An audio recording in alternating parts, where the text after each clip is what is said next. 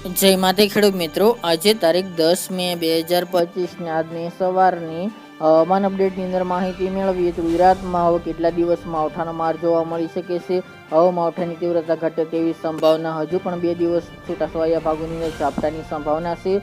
તો ક્યાંક આ વિસ્તારની અંદર હજુ ઝાપટાઓ જોવા મળશે તેની માહિતી મેળવીશું. સાથે જ મિત્રો, હવે ગુજરાતની અંદર પ્રી મોન્સૂન એક્ટિવિટી જોવા મળશે.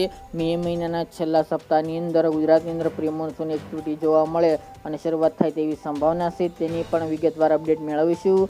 ચેનલમાં નવા હોય તો ચેનલને સબસ્ક્રાઈબ કરી નાખજો અને વિડીયોને લાઈક આપીને તમામ ખેડૂત ભાઈઓને શેર કરી દેજો. ગુજરાતની અંદર છેલ્લા ઘણા દિવસથી માવઠાનો માર જોવા મળ્યો તો ઘણા બધા ભાગોની અંદર વરસાદી માહોલ છવાયો હતો. અમુક જગ્યાએ 5 ઇંચ કરતાં પણ ધોધમાર વરસાદો નોંધાયા હતા. પરંતુ હવે ધીરે ધીરે 2 દિવસથી વરસાદની તીવ્રતામાં ઘટાડો જોવા મળી રહ્યો છે. પવનની ઝડપ પણ નોંધપાત્ર ઘટી ચૂકી છે. પરંતુ મિત્રો, આજે 10 તારીખ અને આવતીકાલે 11 તારીખ હજુ 2 દિવસ દરમિયાન ગુજરાતના અમુક ભાગોની અંદર હજુ પણ સિસ્ટમની અસર જોવા મળશે. જે લો પ્રેશર સિસ્ટમ હતી તે મજબૂત થઈને ગુજરાતમાંથી પસાર થઈ હતી, જેના કારણે તેની હજી પણ થોડી અસર 2 દિવસ દરમિયાન જોવા મળશે. જેના કારણે ગઈકાલના રોજમાં પણ ખાસ કરીને અમુક જગ્યાએ વરસાદી ઝાપટા હળવા ભારે જોવા મળ્યા હતા. અમુક જગ્યાએ પણ 1 ઇંચ સુધીના વરસાદો ગઈકાલના રોજમાં પણ નોંધાયા હતા. આજે 10 તારીખ દરમિયાન આ તીવ્રતામાં હજુ પણ ઘટાડો થાય, વિસ્તારમાં પણ ઘટાડો થાય, વરસાદની તીવ્રતા પણ ઘટે તેવી સંભાવના રહેલી છે. પરંતુ મિત્રો, આજે પણ સૌરાષ્ટ્રના ઘણા બધા ભાગોની અંદર ઝાપટાઓ જોવા મળી શકે છે. બપોર બાદના સેશનની અંદર તેમજ ઉત્તર ગુજરાત અને દક્ષિણ ગુજરાતના ભાગોની અંદર પણ હજુ ઝાપટા જોવા મળે 2 દિવસ દરમિયાન તેવી સંભાવના રહેલી છે. તો ખાસ કરીને મિત્રો, હવે ગુજરાતની અંદર તીવ્રતા ઓછી જોવા મળશે, પરંતુ ચોક્કસપણે હજુ પણ માવઠાના ઝાપટા યથાવત 2 દિવસ દરમિયાન જોવા મળશે. ત્યારબાદ મિત્રો 13-14 તારીખથી ફરી તાપમાન ઉંચકાશે, એટલે કે જે અત્યારે હવામાનમાં પલટો જોવા મળી રહ્યો છે, વાદળછાયું વાતાવરણ જોવા મળી રહ્યું છે, જેના કારણે તાપમાન નીચું ગયું હતું.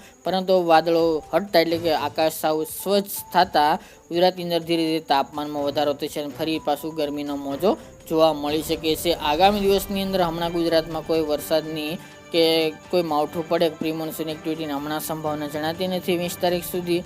પરંતુ મિત્રો, માવઠાનો માર હજુ પણ 2 દિવસ દરમિયાન જોવા મળશે. બાકી રહી મિત્રો પ્રી મોન્સૂન એક્ટિવિટીની વાત, તો ખાસ કરીને મિત્રો 15 તારીખ બાદ આપણે જણાવ્યું હતું કે પ્રી મોન્સૂન એક્ટિવિટી જોવા મળશે, જેમાં ખાસ કરીને 21-22 તારીખથી ફરી પાછી પ્રી મોન્સૂન એક્ટિવિટીની શરૂઆત થાય ગુજરાતની અંદર તેવી સંભાવના રહેલી છે. ગુજરાતની અંદર હવે ખાસ કરીને પ્રી મોન્સૂન એક્ટિવિટીના વરસાદો જોવા મળશે.